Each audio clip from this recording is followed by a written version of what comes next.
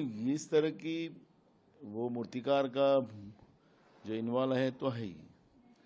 वहाँ पे और आरोपी लोग हैं। जो मूर्ति का अपमान हुआ है उसमें सिर्फ वो एक मूर्तिकार ही नहीं है, तो बाकी सब लोग भी उसमें इन्वॉल्व है। वैसे ही बदलापुर में जो घटना हुई है, सुमोटो माननीय हाईकोर्ट ने वो अपने तरफ पूरा केस ले लिया है। तो जो सीनियर पीआई थी वहाँ पर, जिन्हें अत्याचारी परिवार को सुनने के लिए तैयार नहीं थी, कई घंटों के बाद वो उनके ऊपर एफआईआर दर्ज किया गया है।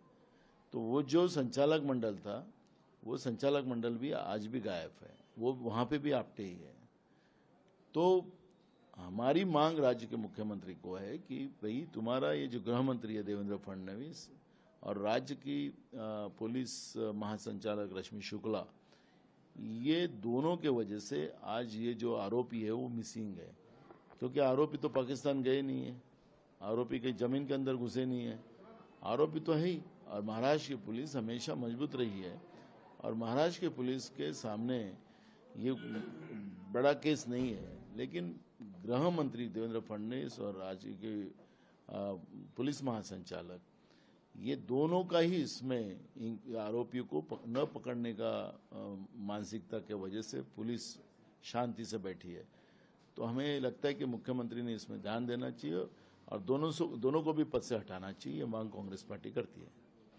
छत्रपति शिवाजी महाराज की जो प्रतिमा गिरी, उसको लेके अजित पवार ने माफी मांगी, लेकिन अब अजित पवार कह रहे हैं कि ये जोड़ो मारो आंदोलन क्यों कर रहे हो, सामने आके आप लोग को जो करना करो। क्या चुनाव लगाइए, जल्दी सामने आ जाएंगे।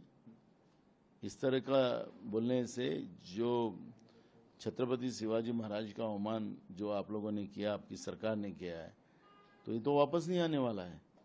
और जिनके साथ ये है अजित पवार, ये तो किसी पे भी कुछ भी आरोप लगा के तुरंत बैनर लगा के उसको जूते मारने का काम तो इन्हें कई बार किसी को, बहुत लोगों को किया है। तो उसमें तो कुछ सही बात नहीं। तो लेकिन छत्रपति शिवाजी महाराज की प्रतिमा का अवमान तो आप लोगों ने किया है, ये तो सिद्ध होता है। तो चुनाव में लोग किसको जूते मारते हैं तो दिखेगा। लोकसभा के चुनाव में भी आपने देखा होगा कि इनको लोगों ने इनकी जगह दिखा दी। जो घमंड था इनका, मोदी की हवा थी इनकी, तो महाराष्ट्र ने तो दिखा दिया इनको इनकी जगह। तो इसलिए हमारा ये कहना है, इस तरह की चैलेंज नहीं करना चाहिए। लोकतांत्रिक व्यवस्था में चुनाव आ गया, पर तुम लोग लेट कर रहे हो। आपने चुनाव की बात की, जो लाडकी बहना है उसका जो फॉर्म भरने की तारीख एक महीना और बढ़ाई गई है, तो क्या सरकार लाडकी बहना को आगे करके चुनाव में? सरकार कुछ भी कर ले, अब इनको बचना मुश्किल है। ये सलाइन में लगी हुई सरकार है, वेंटिलेटर पे रहने वाली सरकार है, इसलिए ये कोशिश कर रहे हैं कि और थोड़ा सा वेंटिलेटर लगाकर कैसे हम बच सकते हैं। लाडली बहना योजना इनकी, ये वोटों की राजनीति, ये खुद अजित पवार ने कहा है, इनके कई मंत्रियों ने भी कहा है, कई एमएलए में नहीं कहा है कि अगर हमें वोट नहीं मारा तो हम पैसे वापस लेंगे, इन्हीं लोगों ने कहा है। तो वोटों की राजनीति इस योजना के पीछे है।